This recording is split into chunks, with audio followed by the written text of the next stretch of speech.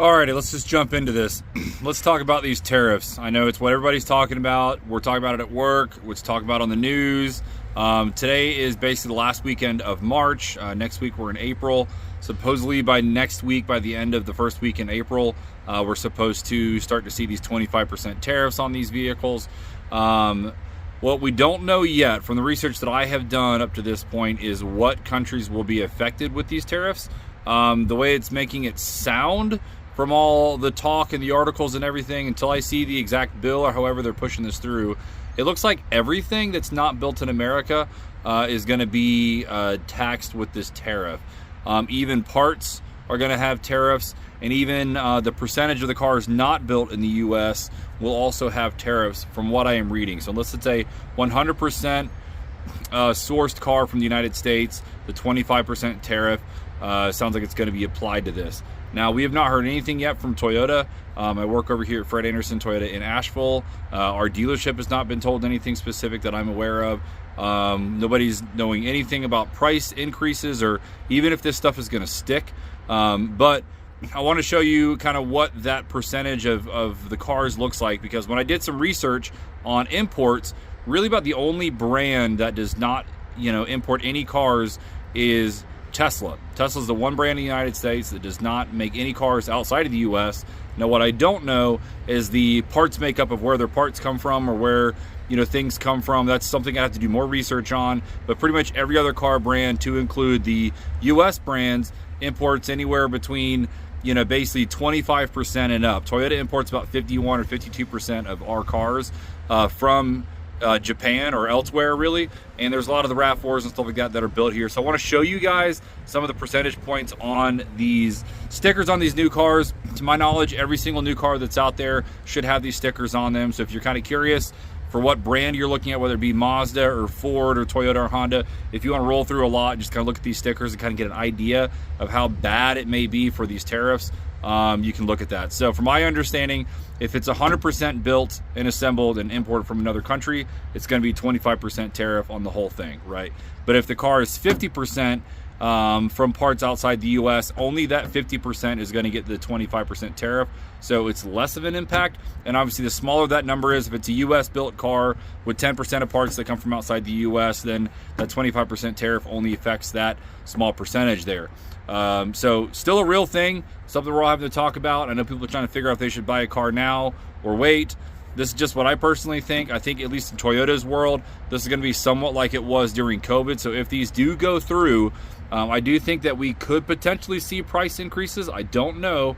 This is just me speaking out of my own intuition here. But I think more than anything, what we're going to see is more of a reduction in the inventory that comes from Japan. So I think some of the RAV4s and the Camrys, some of that stuff that comes from the U.S., from our own plants here, Tundras, for example, are built in Texas. I think those things we're going to continue to see good production on, but I think all the stuff that comes from Japan, the Crown, some of the RAV4s, all the plug-ins, all the electric cars, stuff like that, all of those are probably going to dwindle down, is my thought, because if Toyota just knows that they might just wait this out, I think that's what's probably going to happen, is some of these brands are just going to cut down on some of the cars that they import and potentially raise price in the one that do come in, making some of these imports basically a premium product. So I hope I'm wrong on this. Let's talk about it down in the comments, but let me show you guys some of these stickers on what I'm talking about. All right, so here's what I'm talking about. This is going to be a 2025 Toyota Tundra here, and what you can see here is that this Tundra was assembled in the U.S., but as we can see up top here, we still have about 30% of the parts that are coming from Japan and Mexico, with only 55% of the parts coming from the U.S. And this is why I bring this up, because what I'm curious to see what happens here is, based on my understanding, even though this is a U.S. built car, it's not 100% from the U.S. as far as its parts and contents. I think that at least this 30%, if not the rest of the 45%, could be potentially what might get the tariff. So that's an example of that. Now, a lot of Toyota's hybrids are Japanese origin.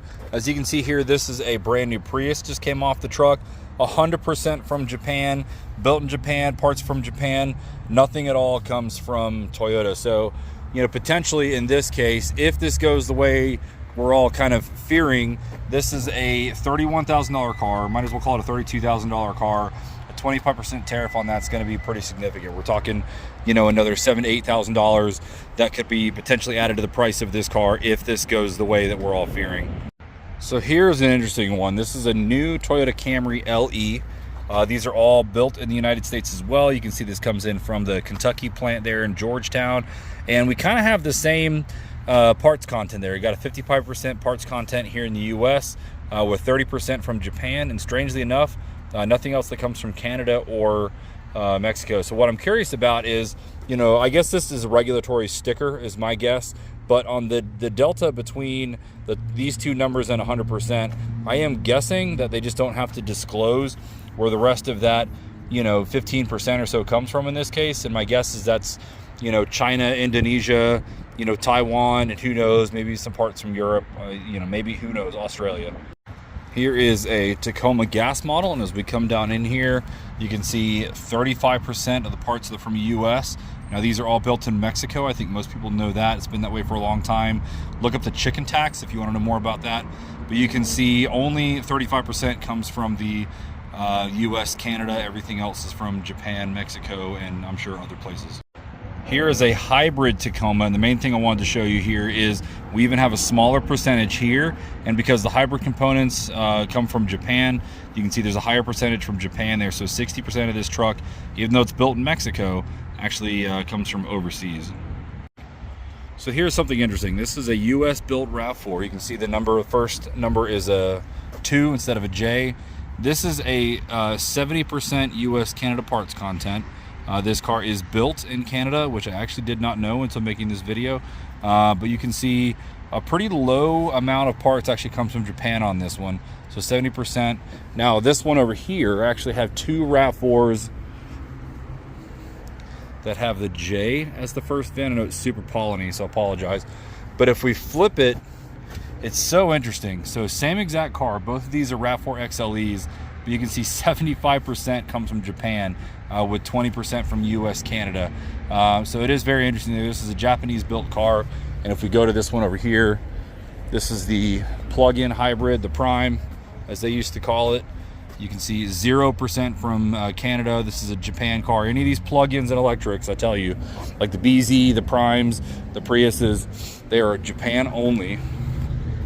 Here is another one that is a Japanese built, this is the gas model RAV4 if I'm not mistaken. You can see 75% Japan there also.